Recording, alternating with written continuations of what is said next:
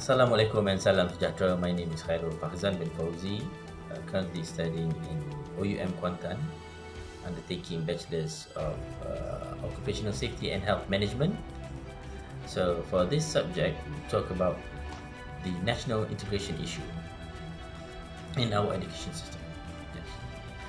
Okay, so we're going through the national integration issue starting from the definition. What is actually a national integration? So, national integration means a process as well as a goal by which all people inhabiting in a particular territory, irrespective of their religious, ethnic, and linguistic differences, on the basis of certain shared traditions, experiences, common history, and values, try to live together forever with honor and dignity. As we all know, we are living in a multicultural country, Malaysia, where it comprises of Malays, Chinese, Indians, and all the Borneo Pribumis, Iban, Kadazan, and others. So the population density has led to a very diverse language, traditions, culture, and religious beliefs that gives the government challenges to unite all the ethnic groups. I think in recent 1969, to be more specific, on the 13th of May 1969, it was an evidence of prejudices and conflicts among the ethnic groups, where we all of us know that it was the tragedy 13 May, where ethnic groups were having a brawl of each other, and this has given the government awareness on the importance of bringing about the national integration in the country. So going through more deeply on the topic. So we have seen the government has implementing lots of policies and regulations on the national education policy, the national cultural policy, the new economic policy, where this implementation of those policies are meant to be enhancing the Declaration of Rukun Negara as the national ideology of Malaysia.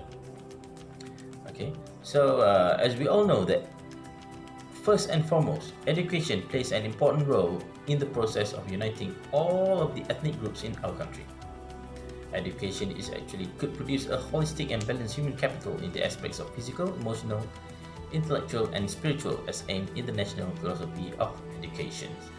The Ministry of Education, recently led by Dr. Mazli Malik, he is from the new government coalition recently. He has led the government to initiate bold steps and approach to ensure the effectiveness, if not thoroughly, and there are certain strengths, weaknesses, or opportunities that exist, and we can at least go through that, referring to the SWOT analysis that I established for this particular issue. Okay, now let's go to the SWOT analysis that I have established just now, and this is currently for the national integration education gaps, where we have strengths, weaknesses, opportunities, and threats that we could discuss more on how we could implement the national integration plans so that everything will go effectively as per plan. We have lots of strengths. For example, the strength of having implementation of national education system where a standardized curriculum and examination are used in all schools. We are empowering the status of kebangsaan to foster unity among the different ethnic groups, and also we are assimilating the values of positive self-morality and arts in all subjects. We have to bear in mind that we are having all those vernacular schools in one group. Okay, so apart of that, we also have few opportunities that we could expect in time to time, where we can enhance racial unity. We're gonna have a lot of competent teachers and educators. We're gonna have a standardized system and syllabus to all of the students.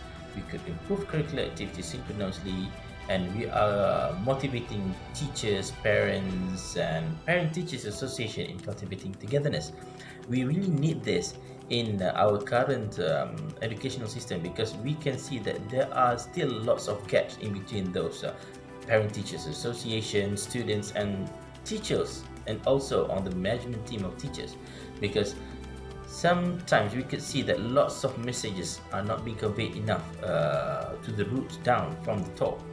So, this is where this kind of plan are coming in handy.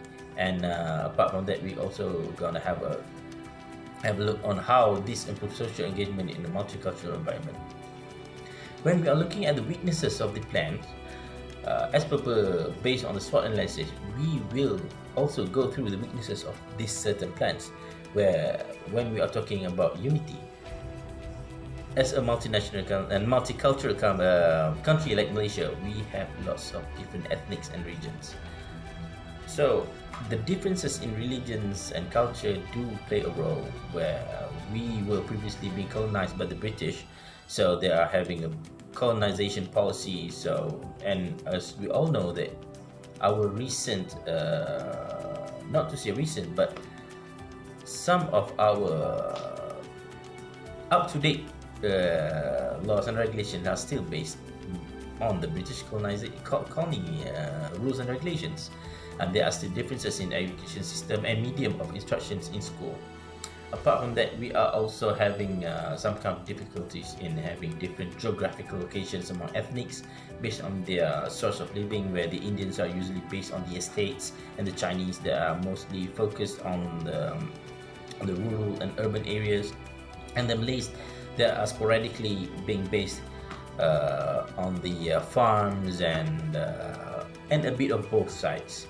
Yes, so that's why we are having some kind of weaknesses on that. But apart from that, we are also having threats that are coming from lack of tolerances among ethnic groups, less understanding, difficulties in integrating different teaching methodologies from different teaching backgrounds, and also there are some cases that vernacular schools reject integration due to they are prioritizing their own ethnic groups. Well, we cannot expect more from them, but this is actually among the facts that we are going to have. So, to kickstart the National Integration Plan, as per the analysis, we have to make sure that the participation of students and teachers from these three types of school, mainly from SJKC, SRJKC, Chinese, Tamil, and Sekolah Kebangsaan also, where we can expect them to have a full participation of students and teachers from these three types of school in certain activities. We can expect them to enhance interaction, understanding, cooperation, and to share facilities and equipment amongst the three types of school, where we are going to have them slowly to integrate the school facilities and resources to Sekolah Wawasan or National Integration Plan, where there are only going to be one school for all system, or ayat mudahnya to be under one roof.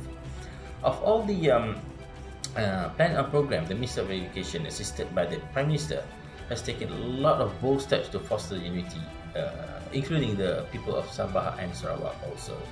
Apart from that, to further strengthening the national integration, values highlighted are culture of excellence, perseverance, humility, acceptance, loyalty, meritocracy, education, and also integrity.